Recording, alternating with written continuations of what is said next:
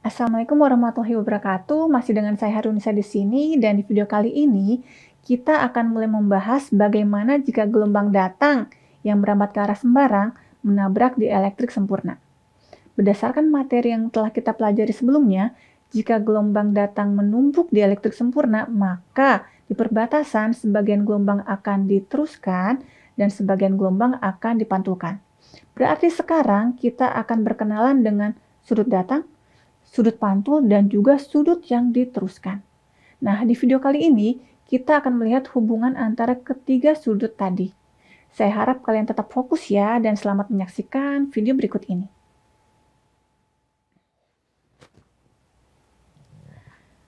Jika media yang ditabrak adalah dieelektrik, maka di perbatasan sebagian gelombang akan dipantulkan dan sebagian gelombang akan diteruskan.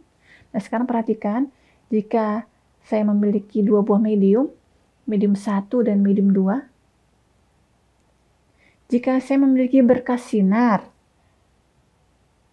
1 dan berkas sinar 2, pada saat berkas sinar 1 dan 2 merambat, pada saat berkas sinar 1 sampai di titik A, maka berkas sinar 2 sampai di titik B.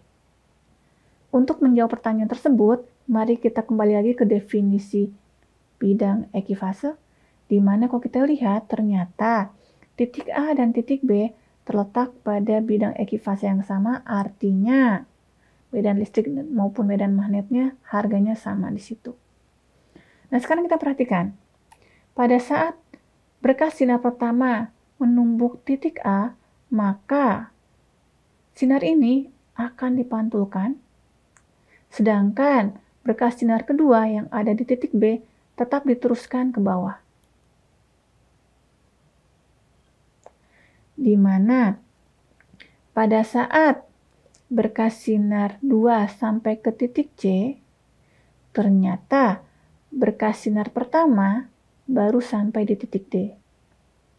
Kenapa di titik D? Karena kalau kita lihat ternyata antara berkas sinar di titik C dan titik D, mereka terletak pada satu bidang ekifase. Selanjutnya, berkas sinar yang ada di titik D akan tetap diteruskan ke atas, dan berkas sinar yang ada di titik C akan dipantulkan, sehingga pergerakannya akan tampak seperti pada slide. Nah, sekarang mari kita lihat. Ini adalah sudut datang, sudut yang dibentuk oleh arah rambat gelombang datang terhadap garis yang normal perbatasan. Dan ini adalah sudut pantul. Nah, sekarang kita lihat, berdasarkan animasi tadi, maka kita ketahui bahwa waktu yang dibutuhkan untuk berkas gelombang berjalan dari B ke C sama dengan waktu yang dibutuhkan oleh berkas sinar pertama berjalan dari titik A ke D. Karena waktu itu adalah jarak dibagi kecepatan, karena lintasan BC maupun AD ada di medium 1, tentu kecepatan rambat gelombang adalah sama, maka BC dibagi V1 sama dengan AD dibagi V1, yang artinya BC sama dengan AD. Selanjutnya, kita perhatikan segitiga ABC, yaitu segitiga yang berwarna hijau ini, di mana ini berarti adalah sudut theta I. Dari sini kita ketahui bahwa panjang BC pada dasarnya adalah AC dikalikan dengan sinus theta I. Kemudian, kita perhatikan segitiga ADC, yaitu yang berwarna pink ini, di mana ini adalah sudut theta R, di mana dari segitiga ADC ini kita ketahui bahwa AD sama dengan AC dikalikan dengan sinus theta R. Dengan melihat persamaan bahwa BC sama dengan AD, berarti sekarang AC dikalikan sinus theta I sama dengan AC dikalikan dengan sinus theta R, yang artinya sudut datang sama dengan sudut pantul. Sekarang kita akan lihat bagaimana dengan bagian gelombang yang diteruskan ke medium 2. Di sini kita masih memiliki dua berkas sinar yang sama-sama berjalan. Pada saat berkas sinar pertama sampai di titik A, berkas sinar kedua sampai di titik B, karena berkas sinar di titik A dan B terletak pada satu bidang ekifase. Dan kemudian, kita lihat, pada saat berkas sinar di titik B merambat ke bawah, berkas sinar di titik A ada sebagian yang dipantulkan, ada sebagian yang diteruskan ke medium kedua. Jadi kalau kita perhatikan animasinya,